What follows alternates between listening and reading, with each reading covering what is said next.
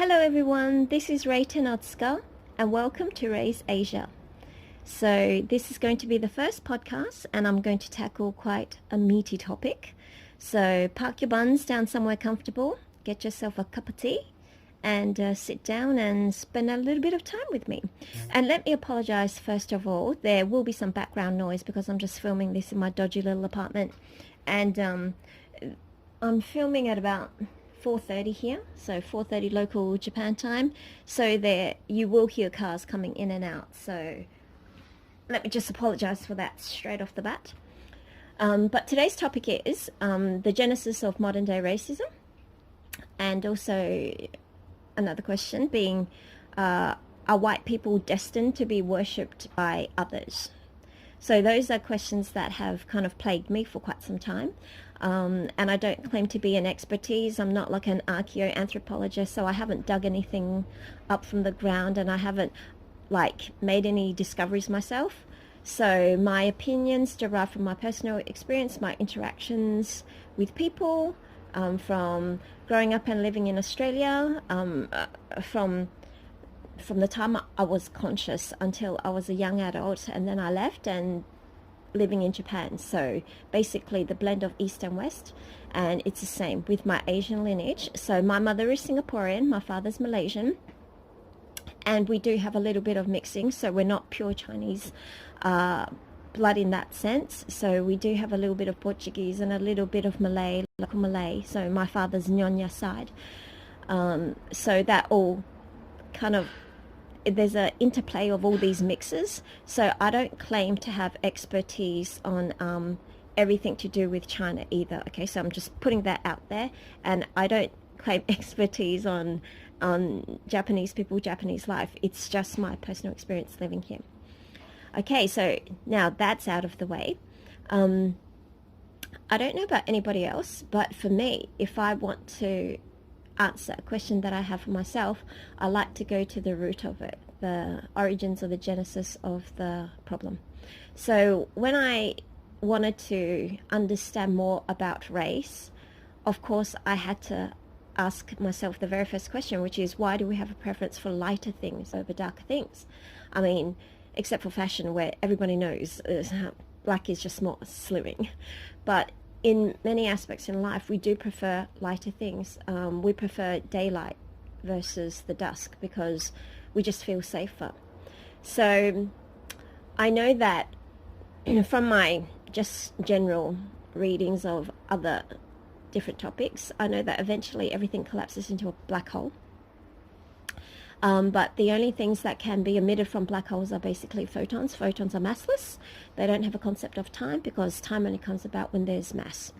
And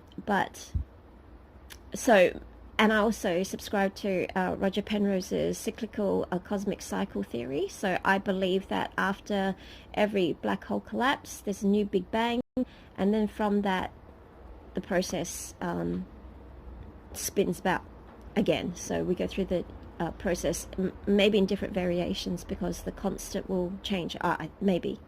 But I do believe this is a cyclical thing. Okay, so I think originally we come from a state of darkness, and from that, photons are emitted. So the initial two states will be dark and light.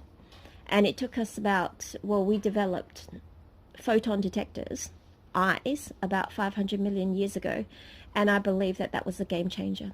So we've had like many different stages of development before we even reached the Cambrian explosion, before DNA became like a source of information which we could pass down. But once that started happening, I think photon detectors were really the game changer, because once you can see light, you can see where the threat is coming from in terms of like a dark kind of part going through the field of vision. So having light increased our chances of survival. So I think intrinsically through evolution to reach up to this stage, light has always been a preferred source. So it's always going to be more comforting. Okay, so that's the first question. The second question is, scientists have always claimed that there's no biological race. So of course the next question is then, how do we derive these different demographics with different pigmentation, different melanin content, leading to the current problems that we do have, because there is a sense of animosity sometimes between people who have different colors, what we can visually determine as colors. So I found out that the definition of a race is a subspecies when you're talking nerd speak. So basically it means you lose the ability to interbreed. So that's the only time in which species can be classed as a subspecies and hence as a race. So because there's so much intermingling and that we can interbreed successfully with people who ostensibly have different skin variation to ourselves, there's no such thing as race according to science. So now I'd like to read a small excerpt from a book, and it's written by Alan Templeton, and he's a very renowned geneticist, and this is his definition of why there's no race. Because of the extensive evidence for genetic interchange through population movements and recurrent gene flow going back at least hundreds of thousands of years ago, there is only one evolutionary lineage of humanity, and there are no subspecies or races. Human evolution and population structure has been and is characterized by many locally differentiated populations coexisting at any given time, but with a sufficient contact to make all of humanity a single lineage sharing a common long-term evolutionary fate. So basically, we were not isolated from each other for like tens of thousands of years, in which we have had like adaptational and ecological changes and like random mutations to render us not being able to interbreed. So that's why there's no such thing as race, biologically speaking. But of course, we don't only look at things through a scientific lens. We also have to have like a cultural perspective and a societal perspective. And of course, we clearly do have races if we take a look at things socially and culturally. So another person who maybe you'd want to get acquainted with is somebody called Richard Popkins, and he's an academic philosopher. And during the 70s, he wrote maybe the definitive essay on how Western racism began. And he pinpoints it down to the Spanish Inquisition.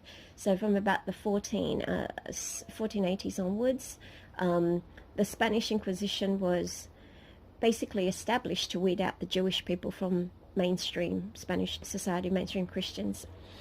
So civilizations before that, if you take a look at the early Christians and also Greeks, the Greeks, and when people used to call each other barbarians, that's not a racial slur akin to the N-word, or calling an Asian person a ching, or calling a Spanish person a spick. It's just not on par, because that's just a reference point. It's akin to how people call foreigners these days foreigner or alien. So back then, everybody was labeled as a barbarian who wasn't in the in group, and the in group were always denoted as being superior. Okay, so traditionally people could convert to Christianity, and so they were known as new Christians or conversos, and that was allowed. And once you had converted, which meant you had assimilated well enough into the culture, and that you had basically adopted the mannerisms, the thinking process, and you understood the etiquette well enough, you could reach parity in the superior clique. And so it wasn't ever a problem. So we didn't have discrimination in the same level that we do today. But the Spanish decided that they didn't want Jewish people in their group at all. So they had to think of a new point of discrimination in which Jewish people could not overcome, and they could not work their way towards the integration process because of this one factor, and that was blood. So the Spanish developed thought of the doctrine of limpieza de sangre, which means blood purity. And basically they ostracized people based on 5 generations before the current person. So if you had Jewish ancestry, within the 5 generations preceding you, then you are by definition impure, and you had to prove like you were certified for blood purity. And so this was one way that the Jewish people could never integrate into Christian society, irrespective of how well they knew their Christian doctrines, how well they could basically imitate a Christian person. There was no way that they would be accepted because of this bloodline issue. And of course, Spanish people, they were very strong conquerors. They colonized many places, and this ideology was later exported to Asia and Africa, and of course the Americas when they conquered that region too. Specifically, there's the pre-Adamites and degenerates branch of thinking in terms of blood purity, racism, however you'd like to put it. And these pre-Adamites versus degenerates was specifically applied to the Native Americans. So during that time when the Spanish conquered the American land patch, they needed to determine whether the Native Americans were basically pre-Adamites, which means that they were a disparate species, basically. They were subhuman, and so they could be subjected to a completely different standard. So torture, mutilation, caste, segregation, that was all okay because they were simply seen to not be human. The pre-Adamites, on the other hand, were people who the Spanish felt could trace the bloodline back to Adam and Eve, and hence they were the creation of the divine. And through time, they had simply degenerated, or they had forgotten their roots.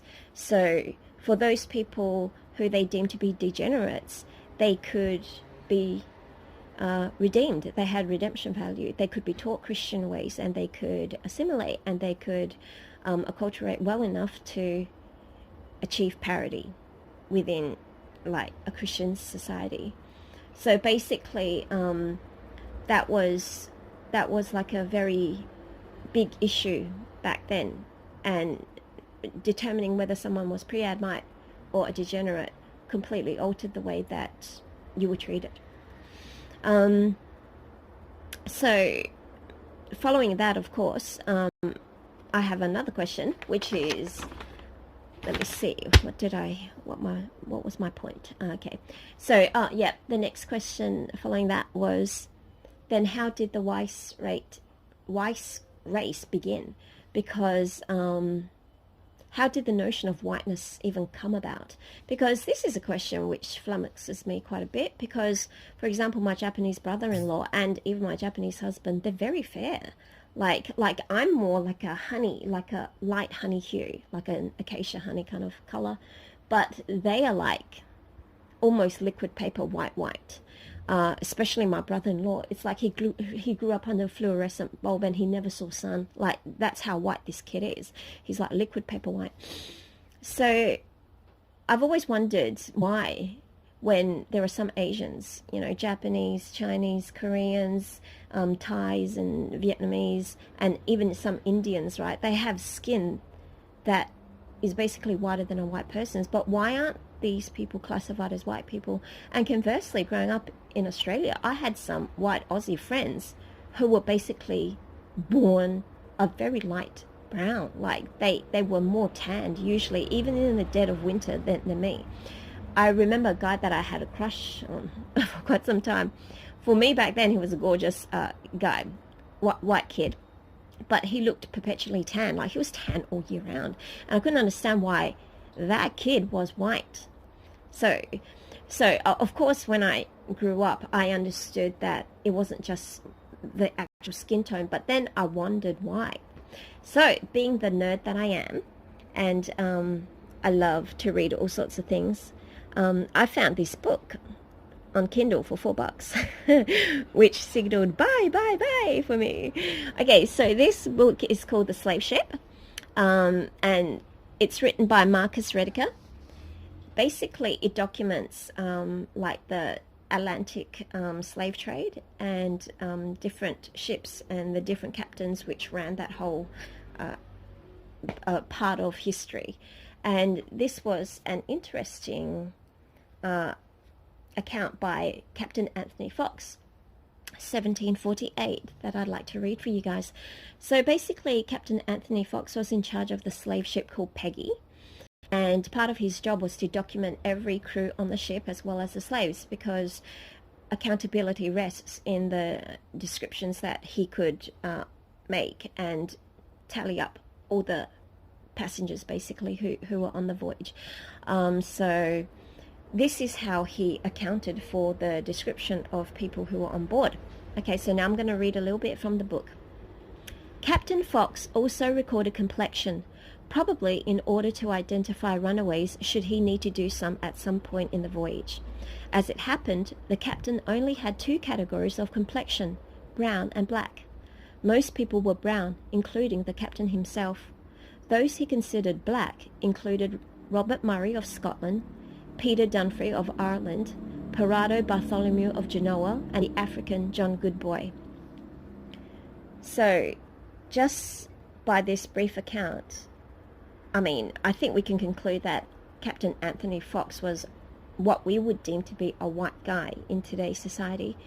But back then, when he accounted for people, what they looked like, he literally went by the skin color. And most people, especially people who worked on like slave ships, were honestly brown and the slaves were black. But the funniest thing was, if you notice, that the Scottish and the Irish were also classed as black people. So clearly the notion of color does not stem from skin pigmentation.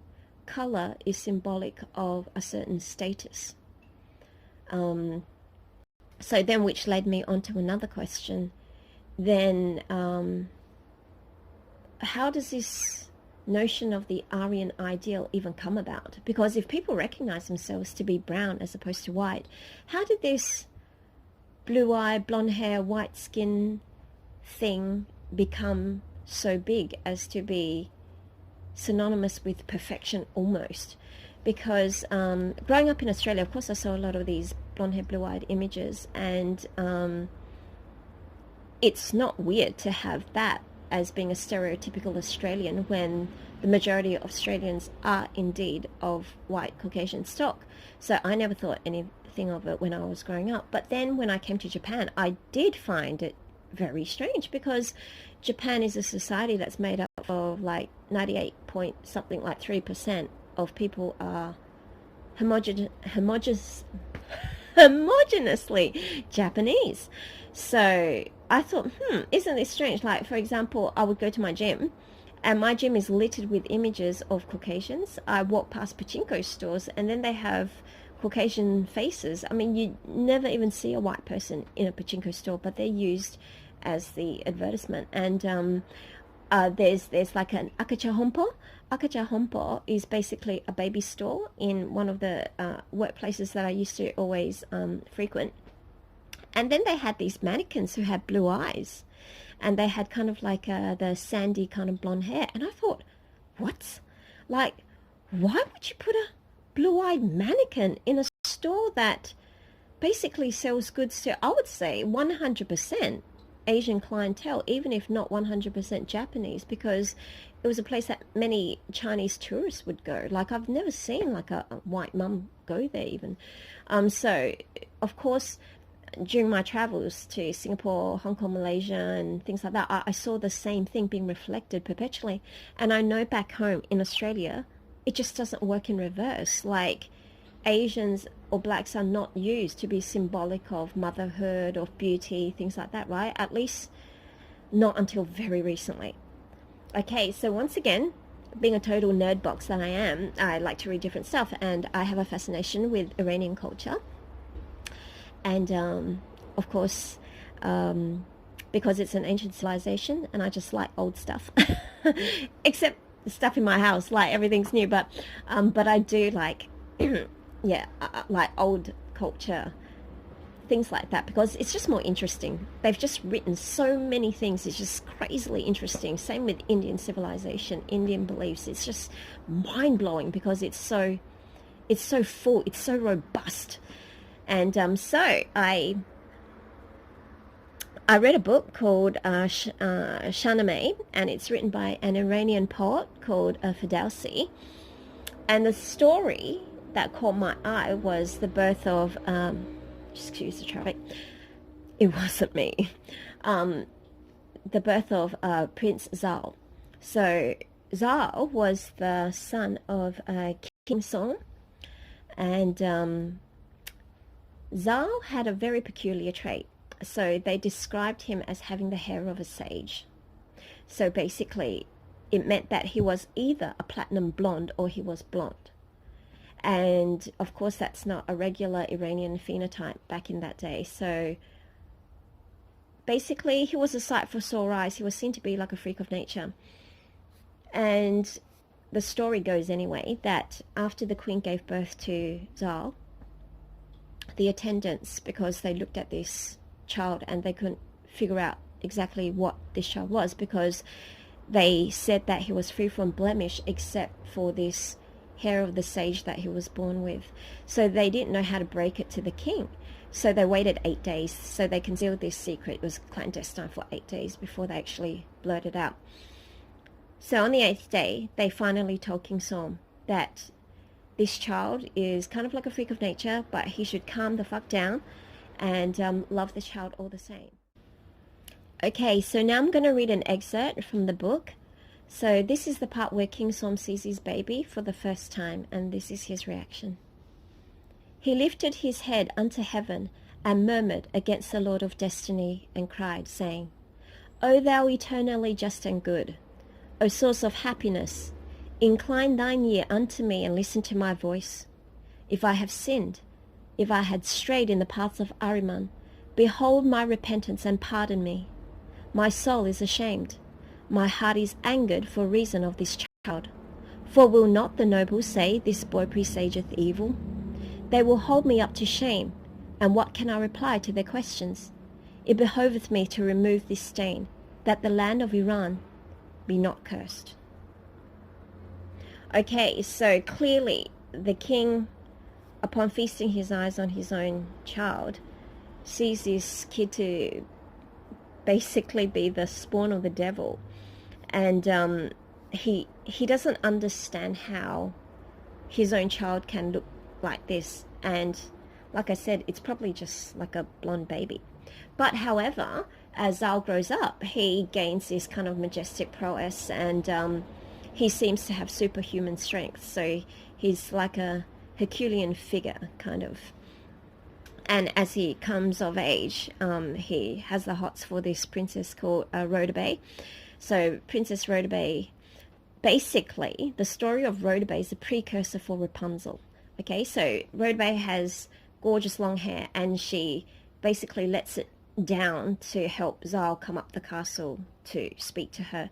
So the German dude who wrote Rapunzel basically ripped off Rhodabe's story, but of course credit is not given to the Iranians for creating Rhodabe, but the credit all goes to the German dude for creating Rapunzel. I've forgotten the German guy's name.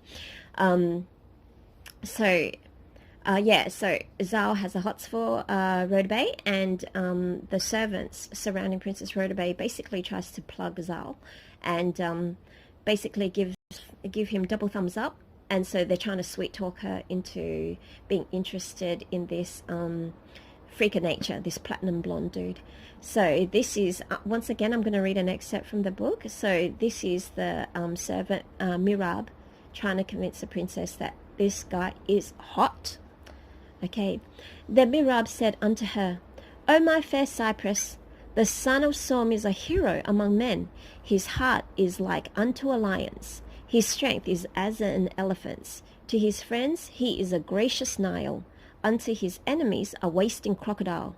And in him even blemishes turn to beauties. His white locks but enhance his glory. So as we can see from this, basically this symbolic platinum mop is basically a celestial sign. So he's got this superhuman strength, and a feature that is seen to be not traditionally beautiful in Iranians' eyes back then becomes this kind of, I suppose, majestic divine symbol. And excuse the traffic again. And so once again, another thing, when I was nerding out in documents, just watching documents for fun, as one does, I stumbled across this one talking about excavation sites in China, and it also coincides with another book that I was reading at the time. So there's a place called Shishipo in China, and archaeologists have excavated like certain burial sites, and the ones which date back to about 3600 BCE were particularly interesting. Let me just stretch out my legs. Because this particular burial site was possibly of an elite man at the time, possibly like a shaman. And so he was buried with seashells surrounding him, like arranged in shapes of dragons and tigers. So maybe these animals, especially maybe the dragon, was seen to be the interlink between earth and heaven. So that's one kind of hypothesis. There was another burial site that had the deceased kind of riding on this dragon-like formation. So I suppose this is where we see those Draco-reptilian symbols all filtering through, because in ancient societies, the dragon symbol, the serpent symbol, they were very ubiquitous. So I suppose this is where we get those reptilian theories coming from. And so I think from about 5,600 years ago, humans had already established that there was a connection between us and the celestial sphere. So maybe by then we had already figured that we could speak to this invisible force who was above us and who could bestow us with protection or luck, any sort of special privilege. And hence there was this process of prostrating oneself before this higher being. Okay, so which makes this next point super funny, super serious, super interesting. Okay, so in Manchuria, there's a place called New Heliang, and they've discovered this subterranean kind of corridor, which archaeologists have nicknamed Goddess Temple.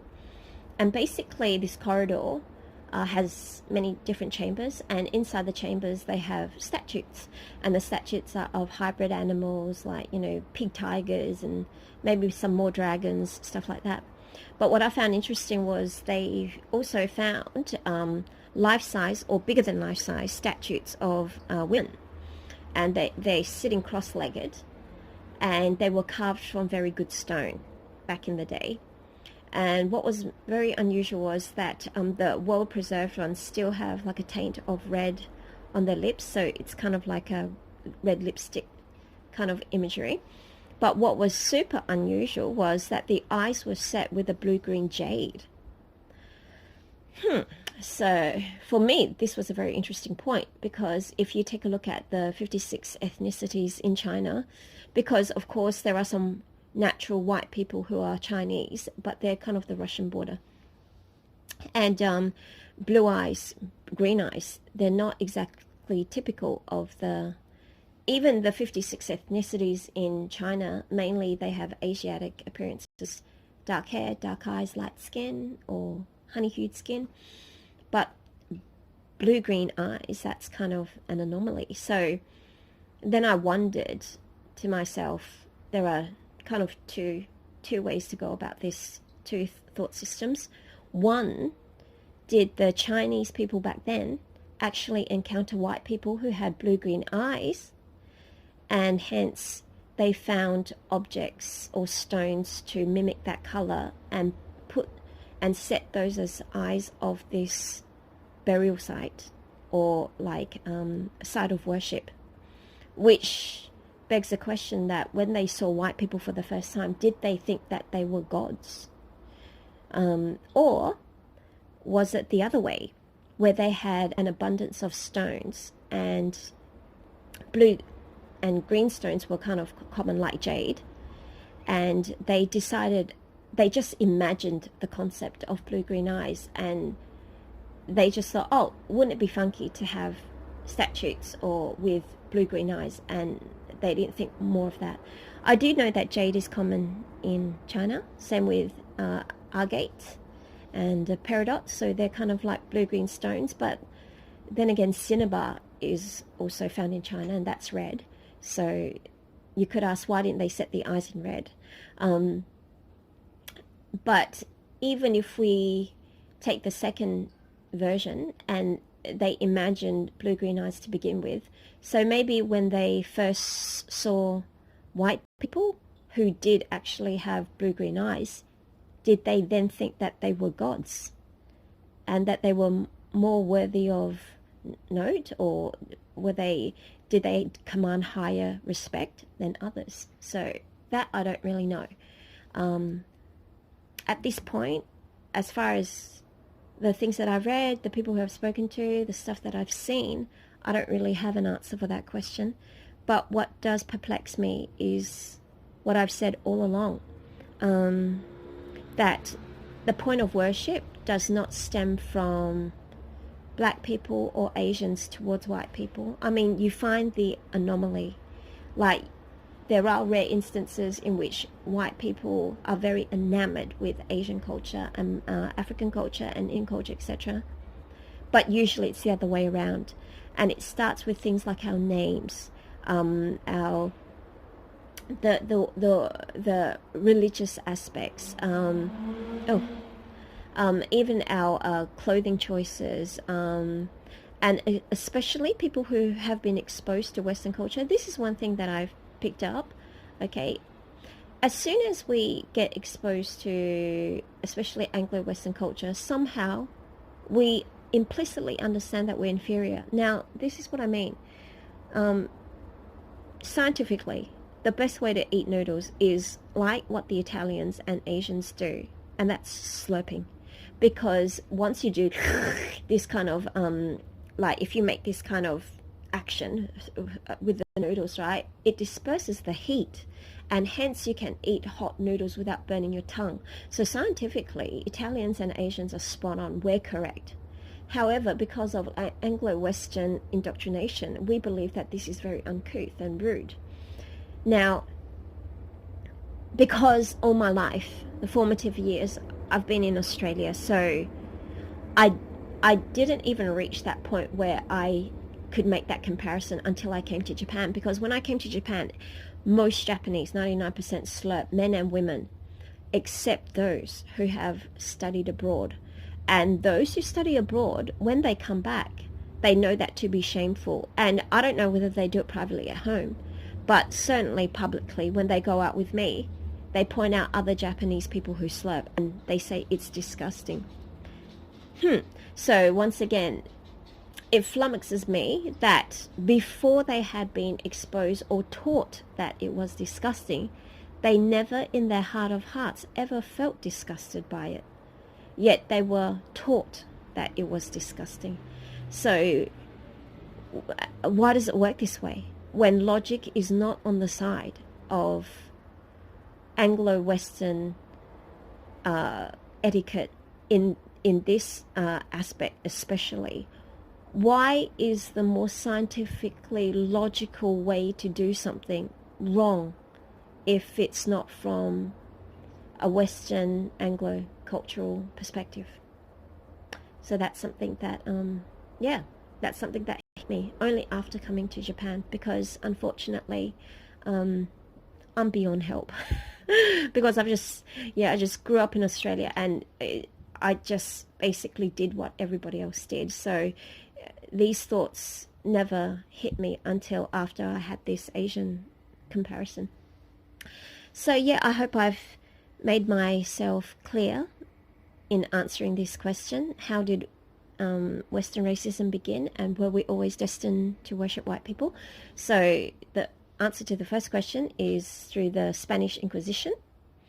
And the second one is I still don't know, because it's really hard when I look at the evidence to say that was there something in us that naturally thought something that possessed blue eyes and with fair hair was indeed something that was sacred.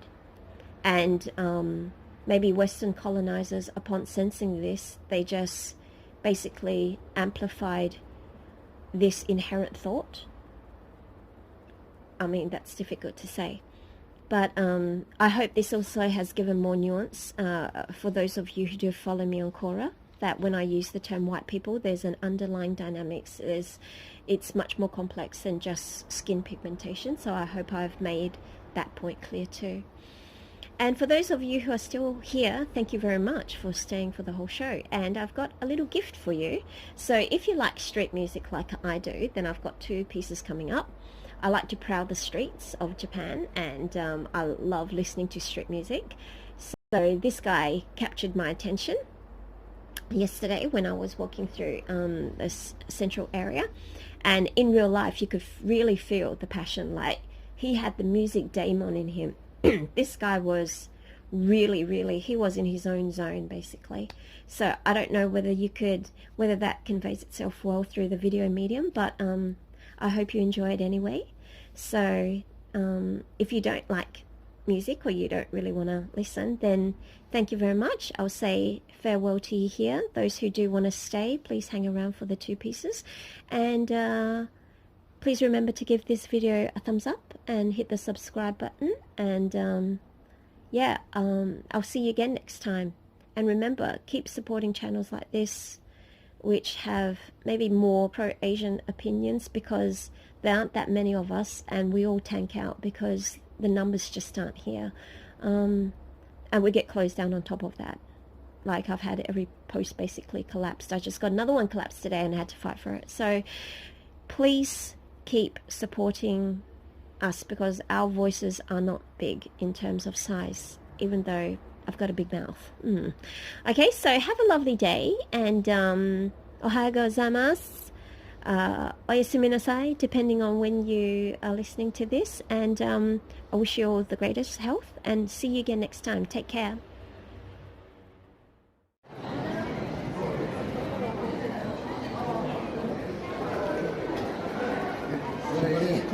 How